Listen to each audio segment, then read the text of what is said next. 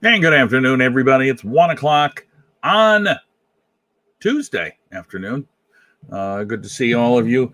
We'll have Chris Schlichting along in just a moment, and here he is right now. Ladies and gentlemen, please welcome to the stream, Mr. Chris Schlichting. How are you, my friend?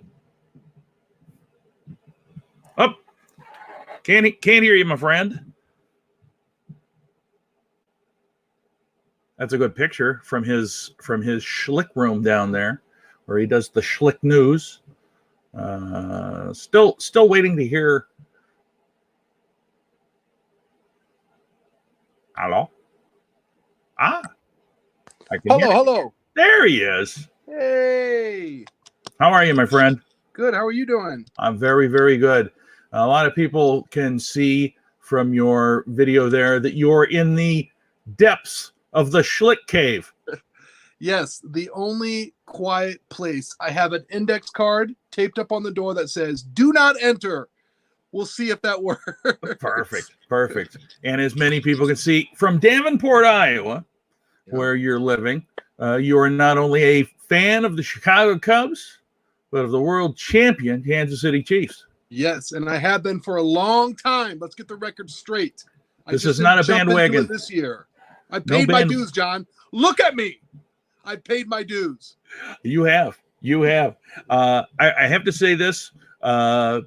Being from Iowa myself and growing up down there in Des Moines, you're in a spot where, as far as sports teams go, you kind of just make a choice and go with it. Yes, for me, so usually around here, I don't want to offend you, but usually around here, it's Bears or Packers. Mm-hmm. And I grew up sort of a Bears fan, like my dad. And then for some reason or another, I'll tell you, actually what happened was I fell in love with a player on the Chiefs, Derek Thomas. He sort of played my position in high school, and I thought he was fun to watch, R.I.P. And then I went to a game in Arrowhead. It was a birthday present when I was a sophomore in high school.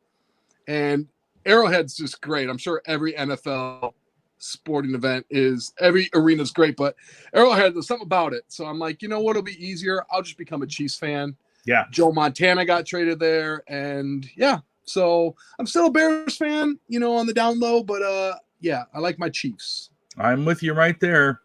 Baseball, football, there is no, at least when I was growing up, there was no professional affiliation. Of course, Des Moines now has the Cubs AAA team. So most of the people in Des Moines now are Cubs fans. But back when I was because I got kids. I got a 13-year-old daughter, and I got two twin 11-year-old boys. Perfect. And I'm like, you guys are living in a great era right now, because you've already seen the Cubs win a World Series and the Chiefs win a Super Bowl. You guys have it easy. You didn't have to pay your dues like Dad. Absolutely. Back in my day, it was the St. Louis Cardinals. That's the team that I picked. Yep. Just for no reason, other than I liked some of the guys. But anyway, I digress. So how have you been holding up during the virus days? You know what? Not bad. Believe it or not, I'm kind of a juxtaposition. I'm a very social person, but I'm also kind of a homebody. I'm very comfortable chilling at home and relaxing. But at the same time, I do miss a lot of the social interactions through comedy, just through, dare I say, going to work. But I've been holding up. I will tell you this, John. There was 2 days ago, I just woke up and real sad, real depressed. And I think everything just kind of hit me or caught up with me. And I don't know. For everybody out there, I get it. Sometimes you wake up and you're just sad. And it hit me a couple days ago. I'm like, this is real. This is really happening. So it is. Yeah, it is. There's Denny Ryan from Des Moines, Iowa, right there. Denny Ryan, my locker mate through high school. And what was your combination? I think it was 913, something like that. Real toughie. Steel trap. Denny's a Royals fan. So, but you're also a Chiefs fan, right, Denny? So, you got half of it right. There you go. So now, I don't know if you want me to say this or not, but you also have a day job, yes? Yes, I am. I'm a high school teacher, which is currently on hiatus, of course. But Yeah. I'll tell you this: this is kind of the first time I ever was grateful that I had a day job. You know, comedy is the passion and it's the dream. It's what I want to pursue. But like I mentioned, I do have kids, and you know, having the teaching job is a good a good foundation. And I tell you what, I'm pretty happy with my decision right now to also maintain this teaching job, especially in the current state of the world. Absolutely. So are you doing teaching from home or Yeah, they're trying to work something out. We are focusing on our own kids. We try to, you know, have a reading time. We have math worksheets. Luckily, I and my wife were both teachers, so my kids kind of lucked out there, I guess you could say. I don't know how happy they are, but we run a pretty strict regiment. Not a full, like an hour and a half of just learning or something. And then we give them recess. We try to get them outside, try to keep them off the video games and the social stuff. You know, especially the weather's been great here. oh yeah. So we've been trying to get them outside, but yeah, trying to keep them active. I don't know what's going to happen with our district right now. Everything is sort of optional. We can't actually make make our students do work. And unfortunately, the classes that I teach public speaking and some acting classes. So this sort of format doesn't work well, Oh as yeah, we know, as definitely. comics, doesn't work well in terms of public speaking or performing. So tell me how, you know, down in Iowa, I'm in Minnesota and we're shut down. We're shut down until Friday, and then I'm sure that the governor's going to re-up us. Mm-hmm. But in the state of Iowa, the governor has yet to do a statewide shutdown. Do you have any idea why that might be? No, I know she's getting a lot of flack for it. Not flack, but I don't know. I think it's Iowa and Arizona for There are some five. reason. There are five left now. Five, huh? That are not shutting North down Dakota, completely. South Dakota, Iowa, Nebraska, and Arkansas, I believe. I honestly don't know. What are your thoughts on that, John? Why do you think it's not being? Why do you think it's not happening? Well, first, and I don't want to get too political, but all the governors of those states are all Republicans, and I feel like they, because Trump doesn't say we should be shut down. I think they're all going to say, yeah, we shouldn't be shut down, and I just feel like this is going to come like a wave. I was talking with David Scott yesterday. I know you're watching a little bit. Yep. It seems like California and Washington shut it down cold, and Oregon as well, because they started doing the social distancing and stay-at-home orders and all that stuff very, very early. And so now it seems like there's this wave coming from east to west. Okay. And I think when it gets to the smaller rural states, it's going to be terrible. I saw a mayor from one of the parishes in what's the word I'm thinking of, Louisiana, say that they have a very small town and about 30% of the people in their town have coronavirus. And really? It's just because there's not enough testing. And in these small rural areas, if there's an outbreak, I mean, think about it. Even in Davenport, I mean, if 300 people in Davenport got coronavirus and had to be put into intensive care, are there 300 IC beds there? You know what I'm saying? Yeah. So yeah. The smaller the area, the worse it could be. Hi, Michael. Good to see you. And there's Dave Peace as well. Good afternoon, Dave. Good to see you. By the way, Dave Peace's album is coming out here, and he's got a big show coming up on YouTube tonight. Watch that. There's my mother. Hello, Mom. Chris, my mother always likes to give reviews, so do a good job. Get 5 stars from my mom, and you're in like Flynn. Hey, John. Can you hear me okay? Because you're kind of sounding like a robot. I can hear you fine. I think we're having a little bit of a buffer problem. But Okay. don't worry, just keep going like it's nothing happening, because we'll just bowl through it. I don't want to say yes or no to a question that's controversial and then I get in trouble. That's all I need right now. I understand. So, having said that, one of the things I like to ask comics: what was the last show that you did before everything got shut down? I did a show in Peoria, Illinois at the Jukebox Comedy Club, which I consider my home club now. They have just always been great to me. And it was sort of like, I think it was getting around that things were going to start shutting down, and they were kind of on the fence on whether or not they were going to do a comedy show. And so they did sort of like a March Madness themed show where we had a bunch of different comics. It was like a showcase. And then I got to headline that one, and it was a weird feeling. I'll tell you the truth. I subconsciously didn't even touch the microphone. Oh yeah. I kept it in the mic stand. Maybe I adjusted it once right away, and I just realized, even on stage, I'm like, man, this is definitely a weird vibe, an invisible enemy. And even today we had to do a grocery store run, and it's just very eerie and spooky. Everyone wearing the mask and stuff, and it's definitely a weird vibe. But at the same time, I will say I definitely think people wanted to laugh. Oh yeah, definitely. And it wasn't really talked about much on stage from the comics what was going on, but it was a small crowd, but they were a mighty crowd. I think people definitely feel uncomfortable and want to laugh, and that's why I was happy to do the show. I feel like it was something I needed to do. Absolutely. And you could definitely feel it. So what was the date? It was early March. Okay. And I think it was scheduled. I think it wasn't anything scheduled for the weekend, so I don't think it was because of what was happening.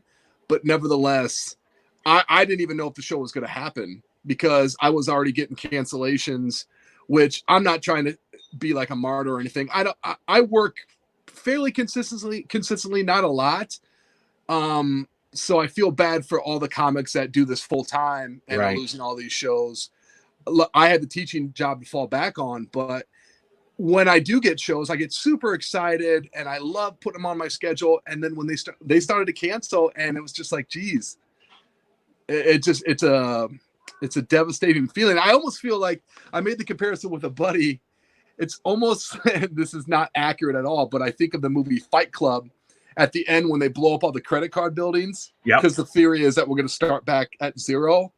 I almost feel like every comic is kind of like starting back at zero. Everybody just trying to do their live shows. I got the Schlick News, and it's just weird seeing comics that are huge, Netflix specials, headliners across the country just trying to do something. And I feel like I've kind of always been a social media butterfly because I wasn't working as much, so I wanted to stay relevant. Also, living in Iowa, which is not really a hotbed for comedy, I figured social media was a way to kind of expand. So I feel, with the exception of how awful this disease is, I feel like I'm kind of in my element. Do you know what I mean? Kind of doing all this. And it's weird, John. I was thinking about it. Watching all these comics, in the past do well and get their dues and headline and do all these specials, I naturally get jealous and get like, oh man, I want to do that. I want to do that. And now that they're losing shows and work, I do generally feel bad. I feel so sorry for these guys, and I admire some of the creative things that they're doing. And I don't know, it's definitely weird. This is not conducive to comedy at all. No, it sure isn't. Well, speaking of some of the things that people have done, have you participated in any of these virtual open mics? No, my joke is, even in a virtual world, I still can't get booked on anything. So I appreciate you, John, letting me be on the show, even though I believe I asked you. But nevertheless, you said yes. And also, it's weird because in the Schlick News shows I do have a segment where I air out an old joke. I tell an old joke, and there's something about no reaction whatsoever. Like I do have my wife in the room, and she'll humor me sometimes with a laugh or even an eye roll. You just need something. And it's definitely a weird feeling. It brings back a lot of awful memories. And I'm not saying that it doesn't happen still on stage, but it's a weird feeling. Absolutely. Now, a lot of people know you because you put on the fabulous show at the Renwick Mansion. Yes. Tell us a little bit about that, because this is a situation where you've got firsthand experience, not only as a performer, but as a booker who is, I mean, obviously it's kind of up in the air as to what might happen there, right? Yeah. And this goes beyond the tomfoolery on Tremont shows, which I've been booking. This goes to the venue itself. I'm friends with the owners, Dane and Sarah Moulton, and the comedy show isn't a moneymaker for anybody, not me, not for the owners. I guess they get some money from the bar sales. It goes all the money, all the ticket sales go directly to the comics. The headliner gets the entire door. We just get the experience of working with really cool comics and hanging out in a really cool venue. And that's what's kind of unfortunate. Now, the one thing I always promised myself, John, in my career early on was that I'm never going to teach a comedy class. Mm-hmm. And I'm never going to book shows. That was something that I just, for some reason, believed on. Just like I told myself, I'm never going to wear sandals on stage. I'm never going to wear shorts on stage. I had all these rules that I established. But when Penguins Comedy Club went away, that's how I got my start here in Davenport. I don't know if you remember Penguins, John. Yeah.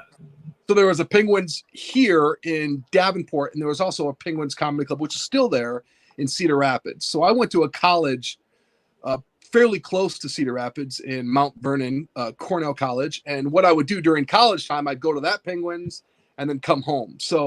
And work at the Penguins back here. But when that Penguins went away, there was definitely a void of comedy. There was still underground stuff, and I'm not knocking the comedy scene here because I think it's very strong. I think there's a lot of potential here, but there was no established comedy club per se. And luckily I was pretty far along in my career where I was kind of working the road a little bit, but I still wanted a home base here. And what ended up happening was I befriended Dane and Sarah Moulton, who owned the Renwick Mansion. I became friends with them once I found out they owned a mansion. That's a joke if they're watching, but they were very open to any sort of event that, a lot of weddings were the big money maker and stuff for them. Live music sounds really good in the mansion. And I'm like, well, why don't we do a comedy show? And I did the first one, and it was a really good turnout, and they were excited to maybe do more. So what ended up happening was I just started reaching out to comics. And here was the rule with this, John. These were comics. Here's another rule that I established through booking, that in my 12, 13-year career, these were comics that I reached out to that, number one, were super cool to me, that they were nice. They took the time to listen to me. They took the time to help me out, maybe got me on one of their shows. And so number one, if you were a cool person, you were considered. And then second, obviously being funny. And what I tried to do was just sort of keep an eye on their tour schedule, reach out to them and say, hey, I got a cool venue. Maybe if you have a Sunday off or a Thursday off, do you want to come in and do the show? And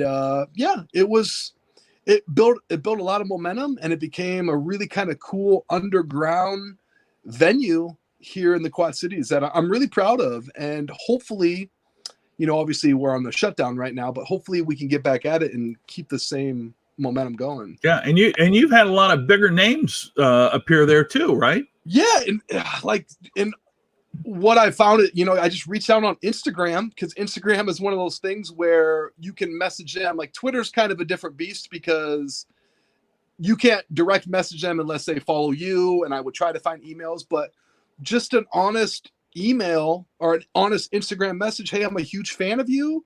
I was wondering if you'd consider doing the show. And they'd come back to me. First off, even responding back to me was super exciting. And this isn't something that I'm trying to trick them or I'm pocketing money. This is just a flat out like fun time. We advertise, but the one thing that is kind of unique with us is mean, we promote, but I don't guarantee you any money. Right. Like it's whatever you make at the door, we tally it up. Here it is. So if you're willing to take that risk, you're more than welcome to do the show. And I can't even tell you, like one time I think it was a bad snowstorm. And so we didn't have any tickets sold. So I made sure I let the comic know before he drove all the way there. But, yeah, we've been pretty consistent. We have a real loyal following, a lot of familiar faces. And I love it because I MC it. And I work on, I'm working on new material. But that's the one downside, John, with having the familiar faces is it keeps me, I got to come up with new material. But for the first time as an MC, I've kind of felt like this is my show. I'm like the Johnny Carson of this comedy show. And it's funny because anytime I can't find a headliner, guess who's going to headline it? Me. So it was kind of like a win-win. I'd book myself anytime there was a lull in action. But yeah, it was a really cool thing. And like I said, hopefully we can get back at it. We had, Eddie Pepitone was supposed to come in June. Yep. And we had some really big names cooking. Kyle Kinane, I've been talking to him. And hopefully, it's a small venue, but it's intimate, it's fun, it's kind of unprofessional. But, a lot of people have been giving me sort of crap because, it's kind of a makeshift comedy club. But I have experience. I've worked in comedy clubs, literally worked, like hosted, was a bus tables, set people, did the sound and board. So I know how they work. I get the feel. And what I try to do, John, is I try to throw a bone. I try to give a bunch of comics. It's like a showcase. I'll have like 5 or 6 comics from Chicago or locally. So we still keep the comedy scene here, alive. Yeah. I try to give back. And, it's a pretty warm, it makes me feel good. Yeah. I'm not trying to be a gatekeeper. I just try to keep the scene alive here in the Quad Cities. And it makes perfect sense, and it's a great idea. Yeah. By the way, I don't know, Michael, if that's for me or for Chris. I can only speak for myself. You can be on, Michael. I just need to find a date that works for both of us. Michael's one of the first comics I ever worked with. Michael's an awesome guy, and he books a lot of stuff and has been in the game for a long, long time. And yes, I absolutely want to talk with you because I could probably do 3 hours with Michael. Michael has so much experience and was pretty close to being there at the start of a lot of it. All right. So one of the things I like to ask people is, tell me about your worst hell gig. Okay. First off, I always appreciate any gig. Yeah. I really do. And I don't know what this mentality is, but I always believe there's something that I could have done better to make it better. I don't like to blame the crowd. I don't like to blame the venue. I really try to take responsibility. I know a lot of comics will be like, oh, that audience wasn't intelligent enough, or, that mic wasn't working properly. I feel like you need to sort of adjust and try to make it work.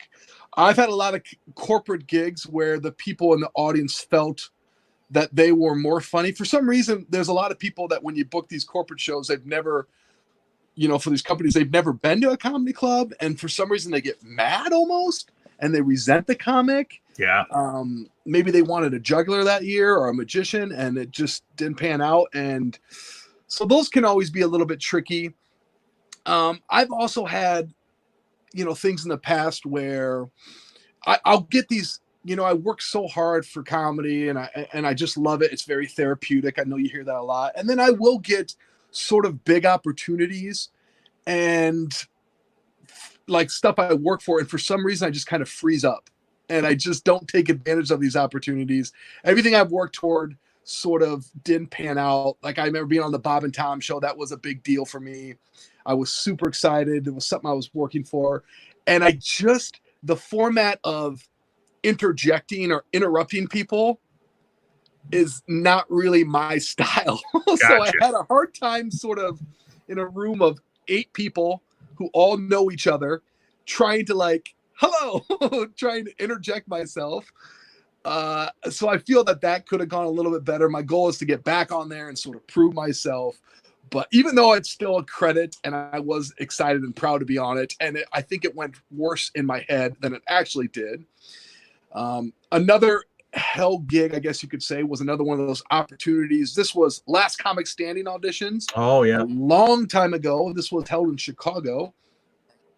And I remember waiting in line, and it was in the freezing weather. And I don't know what number I was, but it was definitely, probably in the 90s, 90s or 100s, finally getting through, waiting for a good 2-3 hours in the cold, getting into the Zanies Comedy Club in front of like 2 or 3 producers, just 2 or 3 producers. I got one joke off and went into my second joke, didn't even say the punchline, and they said, thank you. Oh. And that was kind of a gut punch. I mean, that was early in my career when I wasn't quite ready, but nevertheless, it just didn't. I would consider that kind of a hell gig. I wasn't really a gig, but it definitely did not go well. But I remember that distinctly. I'm not even giving. And I remember saying, "Do you want to hear the punchline? Maybe the punchline will change things." And they're like, "No." All right, probably right. From Twitch, we've got a question from Dark Sage. Let's shoot it out there, Sage. We'd love to hear it. By the way, we are on my page. We're on Goonies page on Facebook. We're on Quarantine Comedy on Facebook. We're also on my very popular YouTube channel. Love Goonies Comedy Club. All right, Goonies is awesome. Okay, boy, this is a long one. Here we go. Worried about the Masters being held in November.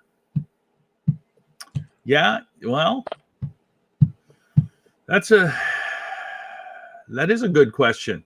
I am not if Tiger's not in it, I'm not a huge golf fan, to be honest with you. And with a name like Dark Sage, I didn't expect a golf question. That's kind of. I know. It was. I was thinking more like what, Fortnite? Yeah, like a witchcraft thing or something. Yeah, D&D. I don't know. I mean, I think this is we're in uncharted territory, and it's just one of those things where I think all of the like the PGA and the NBA and all of these, they're just trying to figure out how to put out product again and do it in a safe way. And I think you're right, some of the tradition, but I think ultimately once we get through this, and we will probably get through it, I think everything will go back to normal once it can. So I think it's going to be one of those asterisks. The Masters was held in November. I think the following year would probably go back to when it's held normally. That's just my opinion. This is my sister here, Chris. I should have my shirt on because I'm getting a bad tan line. My sister, I don't know if you on the Schlick News, if you get hecklers. My sister is a huge heckler. All she wants to do. What is it with family and friends that seem to be the most supportive yet least supportive? Exactly. Sage, thank you very much. No worries. We're just giving you some crap, and we appreciate you watching. Thank you, Sage. I hope that kind of answers your question though about the sports. I just think it's so hard because they just don't know what they're going to do. I mean, I think that's that way with a lot of the entertainment venues. I just read an article before we came on that the AMC chain of movie theaters, which is the biggest in the nation, may not make it through this. There it is. I got blessed by a heckler. Sweet. But that's, it's you can't shut the economy off and expect to not have some casualties, I think. Right?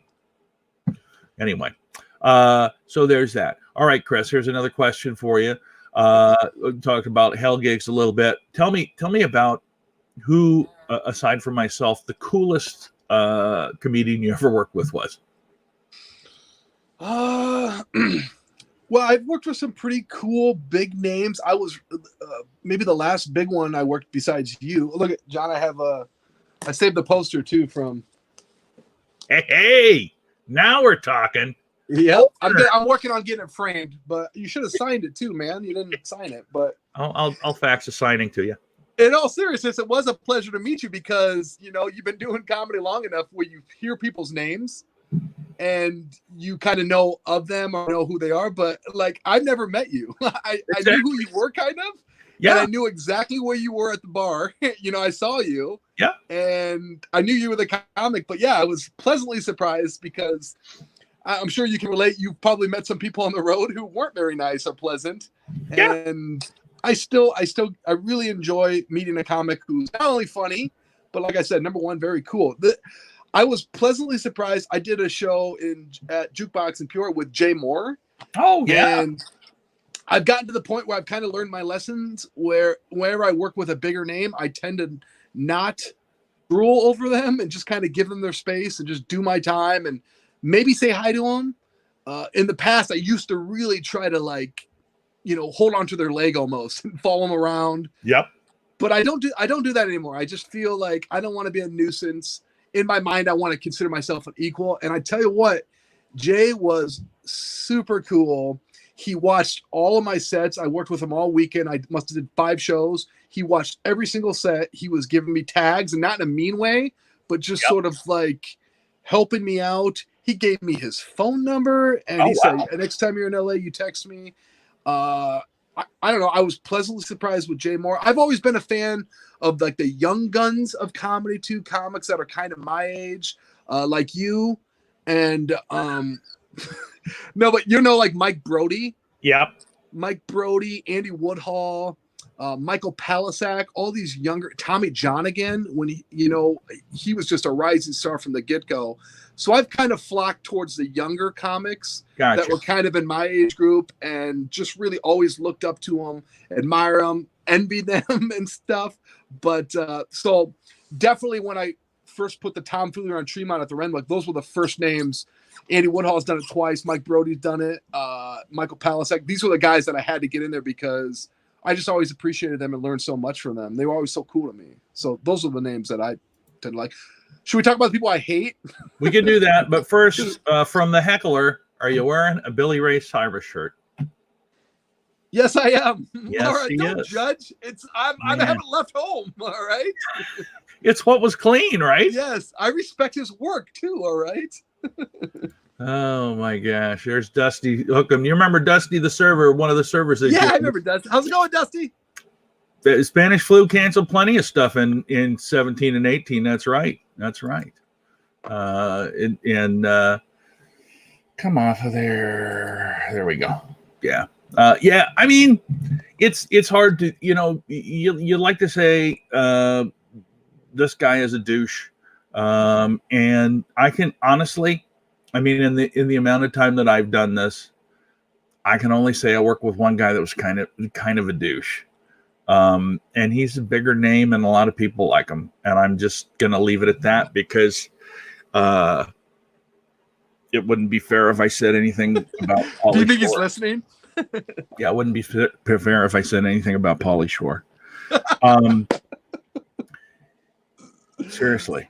Can I? Okay, never mind. I have a story about Pauly Shore, but I'm not going to tell it. No, if you want to, because I mean, what's the worst that's going to happen?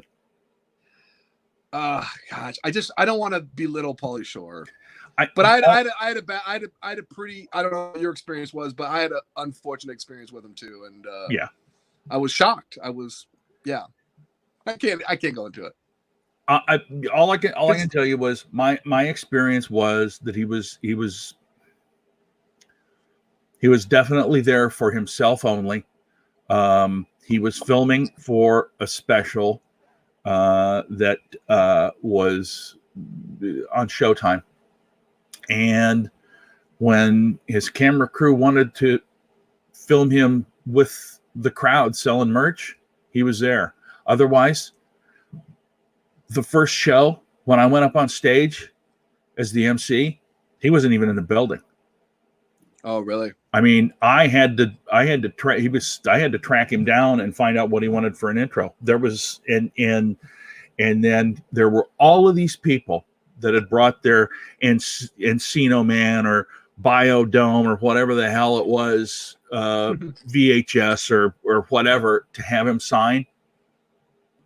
He was out of the building and back to the hotel the second show before I was off the stage making the announcements. So But then the next night when they wanted to film him, with his adoring fans, well, yeah, he was right out there with them, but only for that. So, but other, my experience was, I worked with him for a weekend, and like I said, I gave him space, didn't talk to him, did my shows, did well, and then at the end of the night, I had to give him a ride back to the hotel. I think we were staying in the same hotel. And my wife came up for the show because, she likes the celebrities. She wants to meet him and stuff. And so I drop him off, and I'm like, hey, can I get a picture with you? I'm still a fan, and I'm in awe. And we did our time. We were done working together. And he's like, yeah. So my wife took the picture, and I put my arm around him, and he slapped my hand. Oh, my. And I'll just leave it at that. It just caught me off guard. Yeah. Almost implying that, I'm not like that or something. And I was just like, Dude, that really, I still have the picture till you see the picture. I'm just confused. Yeah. And it was it was in front of my wife, and it was just, it really caught me off guard. For that moment, he wasn't a celebrity. He was kind of an asshole. And you know what I mean? Here's a nice little comment. Pauly Shore banged his co-host of Sex Toy Bingo at Wicked Moose. And she was on the, oh yeah, that's right, down in Rochester. He was down. He did a show down at, that was her. That was your co-host. Good. Anyway, enough. We will not talk about this anymore. That's not exactly what I wanted. Surely I can't lose any more work. Well, it's just that I it's funny because I was telling somebody.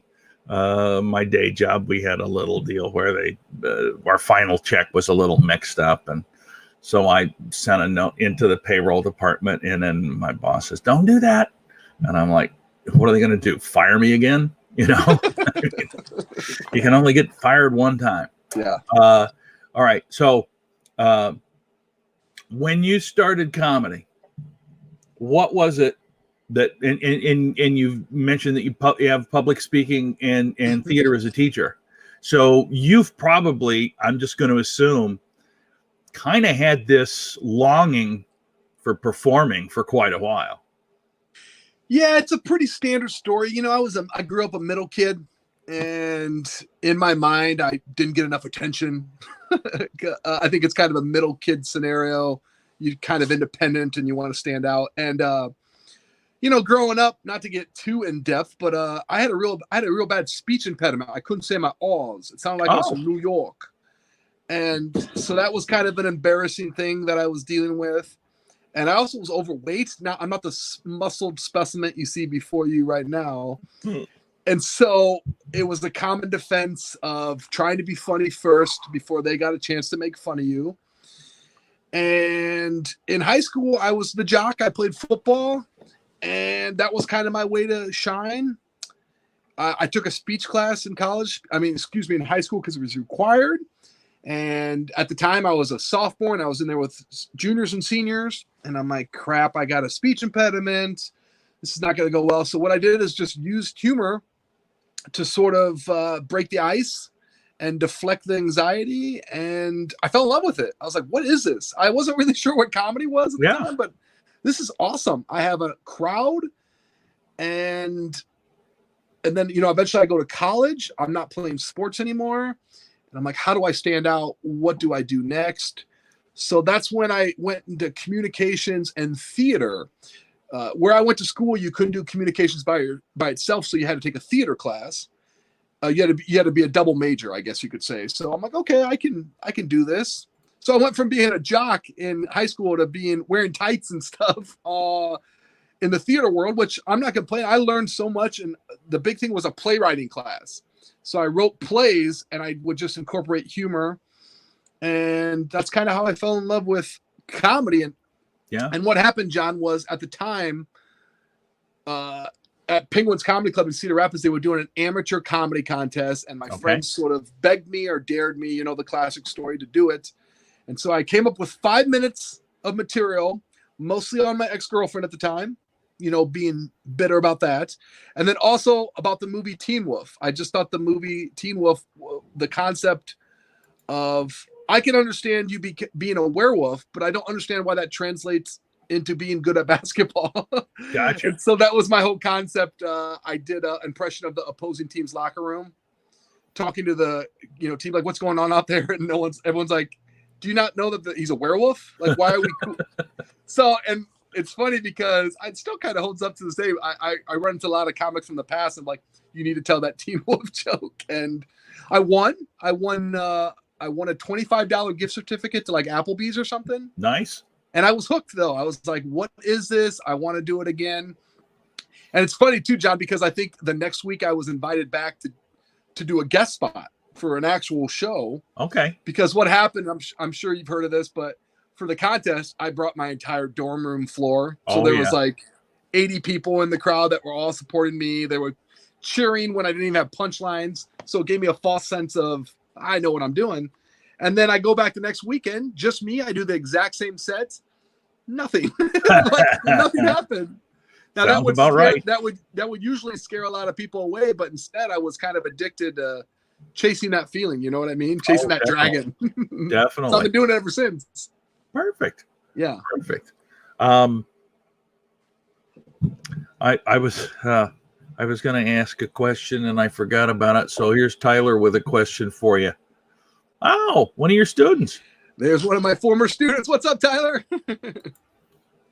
Yeah, it's I would say this. Yeah, that's another secret. Go ahead. No, you go ahead. That's another great thing, a secret thing Tyler will tell you. Being a speech teacher, I'll mind my P's and Q's and follow all the rules and stuff, but basically my poor students just have to listen to me workshop material for my road gig that weekend. Yeah, I bet it's different. I remember my speech teacher was Frida Nahas, and thank you, Tyler.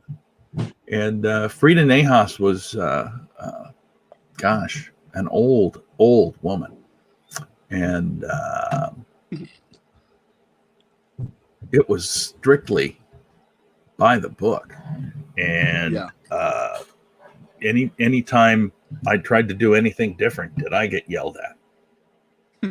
So, anyway. Yeah, in my experience, John, it's with public speaking, especially if you're forced to do it, people either love it or they hate it. I loved it. Most of the high school kids that I teach don't like it. I try to incorporate my humor, really try to. I consider myself a really good comedian, but unfortunately, I think I'm also a fairly decent teacher too. Yeah. Unfortunately, my passion is comedy, but anytime I can incorporate comedy into the classroom, I think the kids appreciate it. And I mean, you know me, I consider myself a fairly clean comic. Yeah. So I always encourage I borderline make it an assignment that they have to follow me on social media, promote their teacher, because I'm practicing what I preach. I'm out there acting. I'm out there public speaking. So I have no qualms about what I do, and they shouldn't either. Go ahead. I was saying, you don't miss a Facebook post. It's an automatic elevation of a full letter grade. Exactly. I mean, there have been a couple times, which I don't want to go into too much detail, where I've had some big gigs that were maybe a Friday through Saturday or Thursday through Saturday where I wasn't feeling well. So I had to call in sick.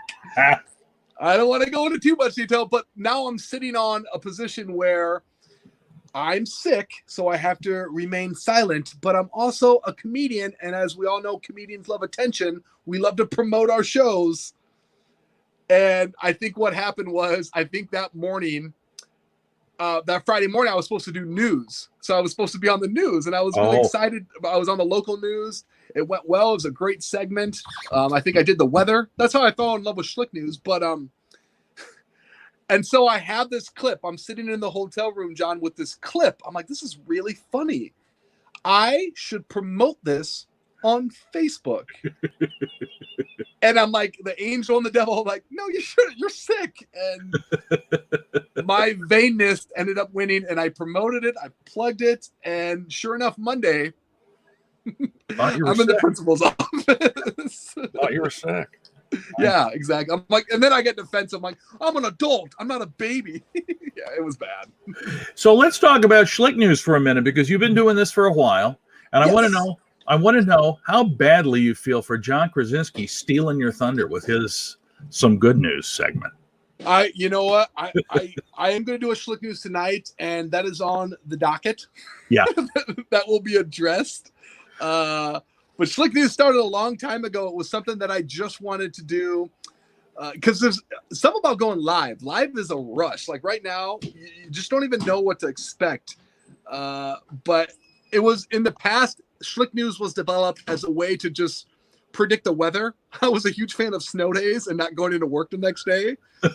So I would give vague forecasts, letting you know, and taking credit for you heard it through Schlick News first.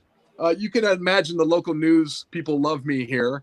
But I would claim to be an amateur meteorologist and basically go out in the weather and predict no school tomorrow and take credit for it. And now, you know what, the current situation, Schlick News is evolving into, you know, doing stuff for the kids up front on Schlick News. We'll do a little segment for the kids, and then they go to bed. And then I admire all the musicians out there that have lost so much work too, you know, playing music online. I don't play music, but I was a classically trained actor. So I try to memorize a monologue. I perform that. And then we give a couple of, they're called Schlick Outs. You're going to Schlick out tonight, John, for having me on the show. And then I do a joke. I have notebooks and of material. I pick a random joke and I tell that joke. Like I think tonight I'm going to do an Arby's joke. Perfect. From way in the past. So yeah, it's fun. I don't expect anything out of it. You know, people do tell me, they're like, it's really fun. We appreciate you doing it. It's so nerve wracking. I don't expect to get anything out of this. I just, it's something for the family. Like my son Jonas has a little sport coat he's going to wear tonight. He's ready. Oh yeah. My wife, the interaction between me and my wife is, I think, what really sells the show. Well, I got to tell you, I watched the last one. I watched for quite a while, and I really liked the scavenger hunt you had for the kids, and then to see all the displays of the kids that had found this stuff and how the one kid had socks all over the, what was it? Find 2 black socks or it was one black sock, and then I'm like, oh crap, they sent it to me. I'm like, we gotta give him a gift. Yes. So tonight we're gonna tweak it because there were a couple of older kids participating in the scavenger hunt. We're gonna have an adult scavenger hunt, you know, a little bit more tricky items, you know, like your switchblade or something like that. How about a mask? There you go. Yeah, we need those right now. There you go. My mother sent me this mask, and if you're still looking, this looks like it would protect me pretty well against bear attacks. Crazy times. Oh my gosh. So what time does Schlick News come on tonight? Well, we say 8:00, but that usually turns into 8:45, 9:00. You got to get things together. Yes. So yeah, we always try to throw something new. We promote the cats. We're gonna I might try to call my mom and talk to her and ask her who her favorite kid was. Oh, perfect. But, yeah, it's just something fun. I might even try to get a hold of Krasinski, John, and see if I can be on his show. What's his name? John Krasinski. Yeah. Schlichting, yeah. I know. I get it. Schlichting. I know who everybody knows who everybody is. Yes. And they all know now because everybody is doing something. I know. And I feel bad for I will say I see some comics that are absolutely terrified of doing this kind of thing. Mm-hmm. And I feel bad for them. They don't want to do the virtual open mics. They don't want to do this live stuff. They are, and some of them are used to doing like recorded bits with other comics, and they can't do that now. So I feel bad for that.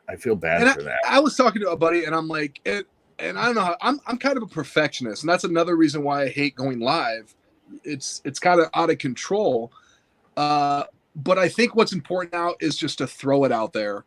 Yeah. And, you know, part of the fun is sort of the unprofessionalism, how unnatural it is. Just throw it out there, give people something. And I think that's really important because we can't worry about how perfect it is right now. We just got to do it. And also another thing for all the comics that are, whoever's watching, I think we can't control what's going on, but you can always write. Just keep writing, be ready. You know, go back into your old material, look at it, add stuff, you know, find that old joke. But yeah, and I'm a hypocrite, John. Like I've been focusing mostly on Schlick News and memorizing these monologues. But Right. You know, I know it's lame, but you can always be writing. All I'm concerned about is getting up and having something to do. Yeah, for sure. You know, because I'll be honest with you, I'm right in the wheelhouse of the old virus. Mm-hmm. Oh, I'm fat. I'm old. I got diabetes. Yeah, just stay on that beach. But I got a mask. There you go. It's a high-powered mask, and I will say this: when I went to the store the other day, actually it was last week. I don't know about you. I mean, it might be different with your kids. I have a real hard time keeping track of days right now. Oh yeah, for sure. But I went over there and holy cow. Oh yeah, ingrown toenails, my sister. Well, you know, I don't have ingrown toenails. Actually, Chris, here's something I was going to do, and if you'd like me to save this and do it on Schlick News, I'd be happy to do it as a guest. I've got a number of skin tags I'm thinking about burning off live on the air with some frozen sponges. Mm-hmm. And so I've been trying to find a sponsor, and nobody will go for it. I think people will watch simply because you know what sucks. It's like out of all the times the feed went bad and I couldn't hear what you were saying. Skin that tags came in very clear. Skin tags. Oh, you're in chat. I'm going to burn off some skin tags. But I feel like there's an audience because Dr. Pimple Popper's still hot. Yeah, for sure. I do. I will tell you this, John. You mentioned it was Matt. What do you? It's a good question.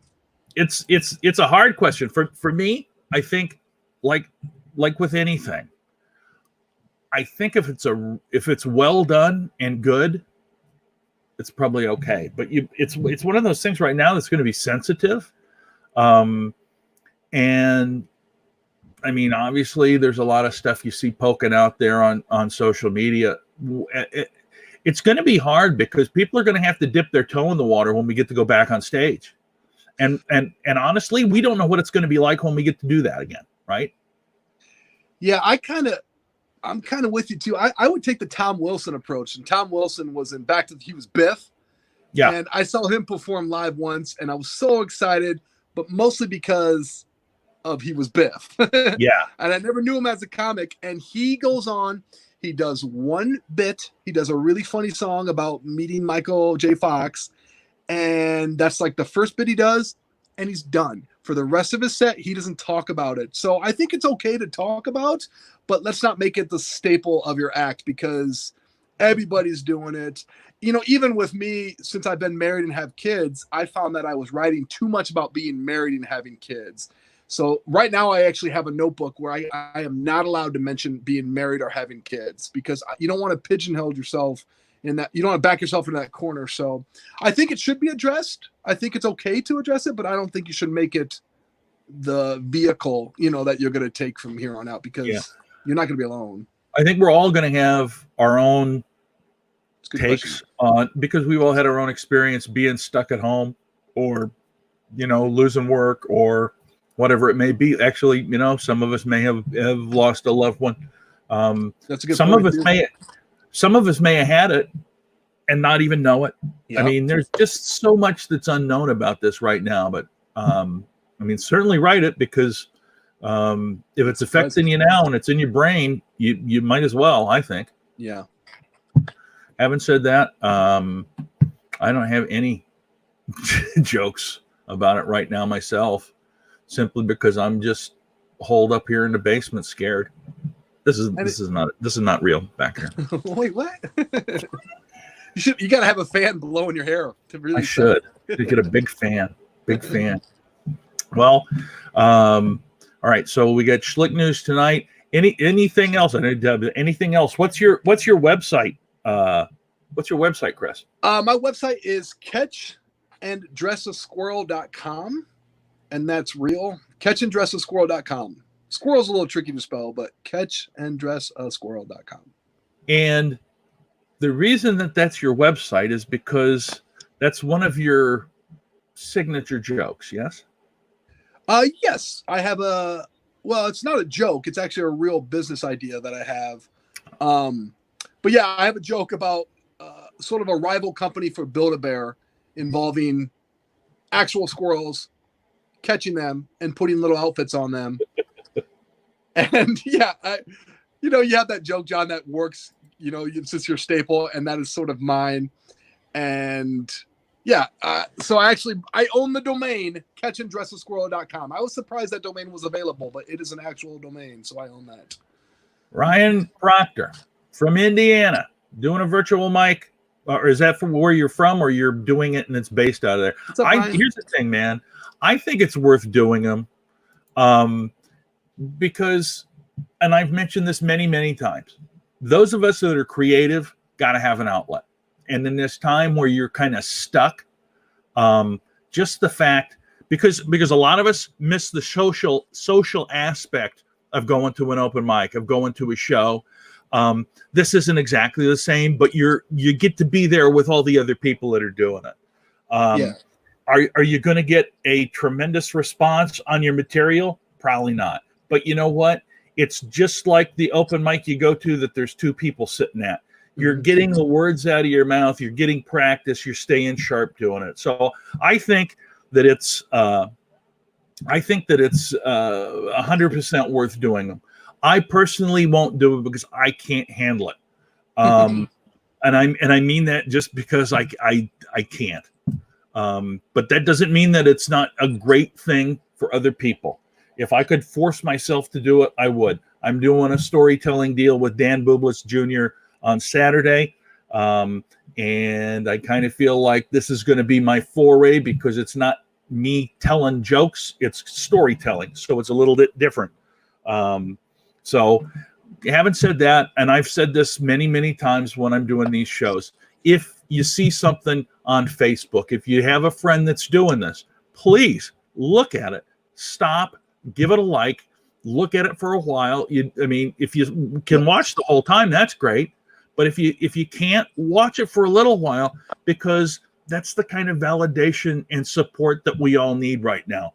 I every night I watch a ton of stuff.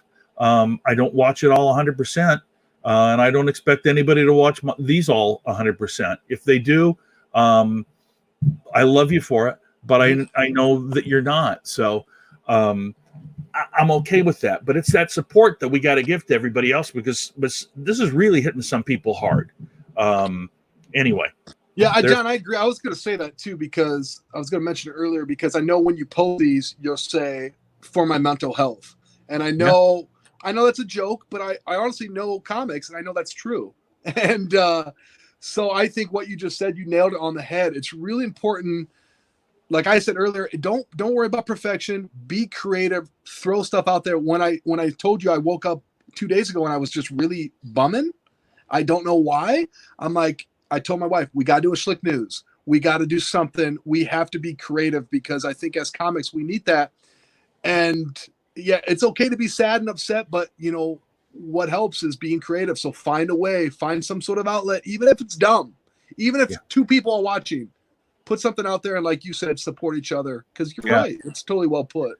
And I will say this, I put up there for my own mental health, because it's 100% true. Mm-hmm. I mean, and I don't mean that because when we get done with this, and we're coming up on an hour, so I think I've talked with you long enough. But the point being, I say this, anybody that watches this, I can't thank them enough, because literally they have absolutely zero reason to watch it. They don't. There's so much other stuff to do in life, and the fact that somebody took the time to watch this is really